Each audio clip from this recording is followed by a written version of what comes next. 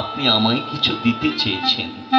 যদি সত্যি আপনি আমায় কিছু দিতে চান, তাহলে আপনার কাছে আমার করজোড়ে প্রার্থনা,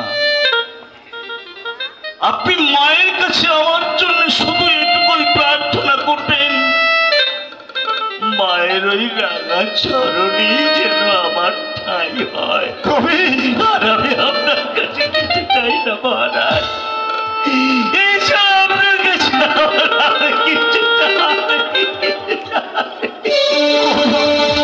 দেখুন মহারাজ, ঠাকুর প্রলোভন হতে নিজেকে কত দূরে রাখতে চান। এতটা নির্লোভ না হলে উনি কি সকলের অন্তর জয় করতে পারেন? আসুন দুর্গাচরণ বাবু, আজ আমার প্রাসাদে আতিথ্য গ্রহণ করে আমায় আনন্দিত করুন না। এসো গোপাল।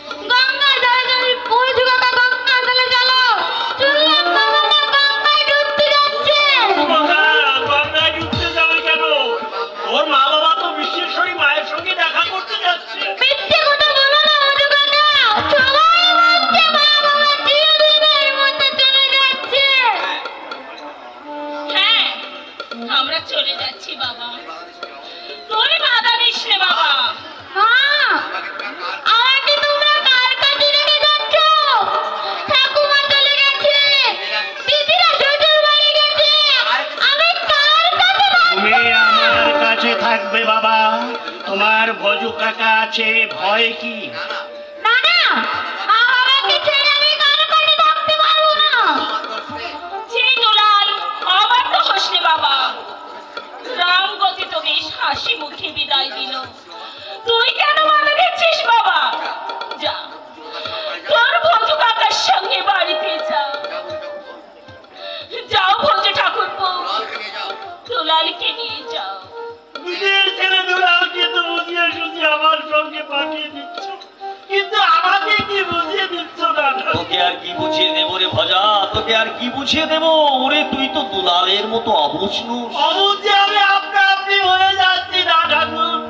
যে ভজা চিরদিন ওই চরণে পড়ে রইল, যাওয়ার সময় তার ঘরে বোঝা চাপিয়ে দিয়ে যাচ্ছ, তার বিধি ব্যবস্থা কি করে যাচ্ছে? আমার মা তোকে তার অভয় চরণের ঠাঁই দেবে। মায়ের অভয় চরণের ঠাঁই নেবার স্পর্ধাই সে যেমন এই দুনিয়ায় এসে ওই চরণে ঠাঁই পেয়েছে, ও জগতে গিয়ে ওই চরণে ঠাঁই পাবে কিনা তুমি আমাকে? আমি কে বোঝা, আমি কে? আমি তো সরণীপুর দাস মানুষ, মায়ের চরণে আশ্রয় পেলেই মোক্ষ লাভ হবে। আমি বুঝি না ঠাকুর, তুমি আমার গুরু, তুমি আমার ইষ্ট ভগবান। পায়ের ধুলো দাও গুরু, পায়ের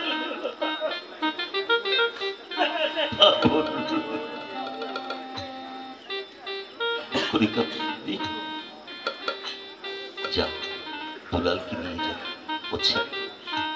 ওকে বুঝিয়ে নিয়ে যা, নিয়ে যা, ওকে নিয়ে যা।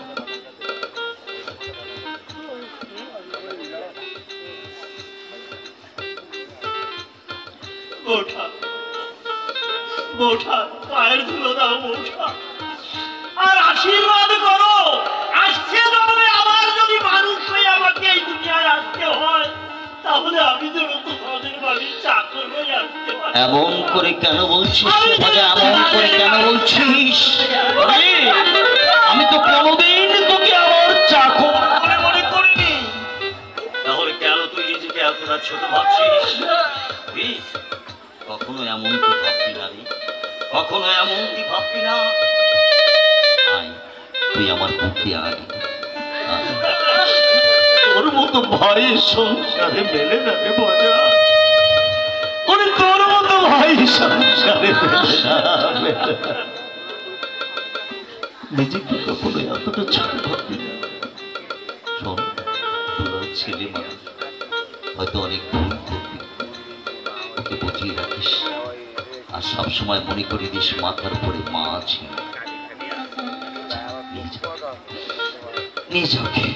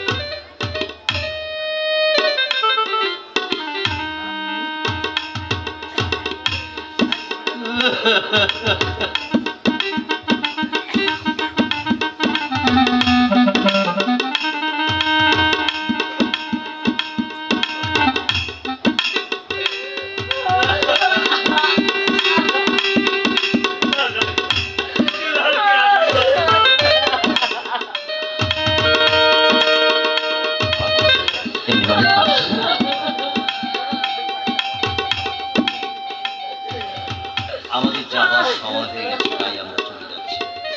কিন্তু তোমার তো এখনো যাবার সময় হয়নি। তোমার যখন সময় হবে তখন তুমি যাবে। বুঝি মিত্রমশাই আছেন, তোমার ভুজু কাকা রয়েছেন, ওদের কাছে থাকবে, ওরা তোমার কোনো অবধি রাখবে। আরেকটা কথা, যখন আমাদের কথা তোমার খুব মনে পড়বে, তখন মায়ের শ্রীচরণ তলে তাকিয়ে দেখবে আমরা মায়ের শ্রীচরণ তলে পড়ে আছি।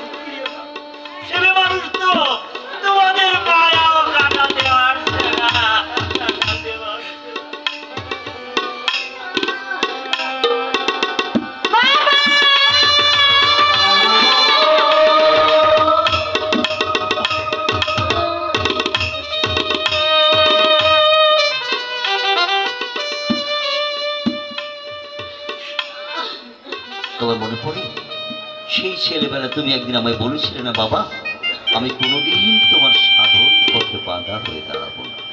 বাবা মনে পড়ে, তাই না? তাহলে আজকে আমি এমন করছো, আমাদের যাওয়ার সময় তুমি যদি এমনি ভাবে তোমার চোখের জল ফেলো, তাহলে আমরা তো যেতে পারবো না। আমাদের চলার পথ যে পিছল হয়ে যাবে। চাও? নিশ্চয়ই চাও না? যাও, ভুজু কাকার সঙ্গে যাও, নিয়ে যাবো, নিয়ে যাও।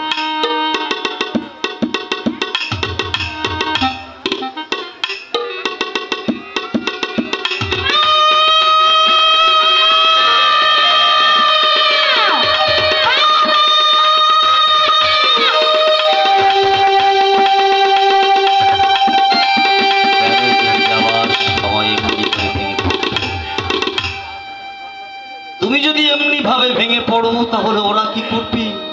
ওরা যে ছেলে মানুষ, তার চেয়ে তুমি মায়ের কাছে প্রার্থনা করো ওরা সবাই যেন ভালো থাকে, ওরা সবাই যেন সুস্থ থাকে। ঠাকুর, দুর্গাচরণকে অবকাশ আসিয়ে চলবেন ঠাকুর। আপনি কাছেন মিত্র মশাই? আপনার তো কান্না শোভা দেয় না। যাওয়ার সময় আপনার চোখের জল ফেলে আমার চলার পথকে আপনি আর পিছল করবেন না।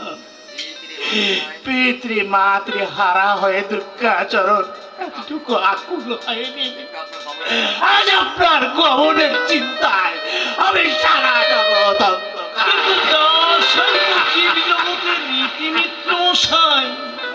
আমরা যে পথে যাতায়াত করাই তো আমাদের কাজ। আজ আমি চলে যাচ্ছি, কাল আপনাকেও যেতে হবে। সবাই চলে যাবে, সবাই চলে যাবে মিত্র মশাই। মায়াময় বর্তধাম ছেড়ে সবাইকে একদিন চলে যেতে হবে। আমি কেন কেন মিছে এই মায়ার বাঁধন, এই মায়ার পাশ আপনি ছিঁড়ে ফেলুন মিত্র মশাই। এই মায়ার পাশ আপনি ছিঁড়ে ফেলুন আর ভেবে দেখুন, ভেবে দেখ মনকে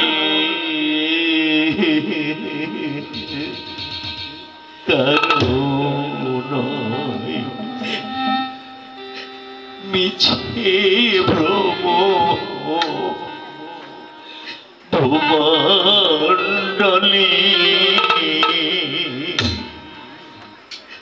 ভেবে দেখ মন কেউ কারো নয়, মিছে ভ্রম ভুমণ্ডলে।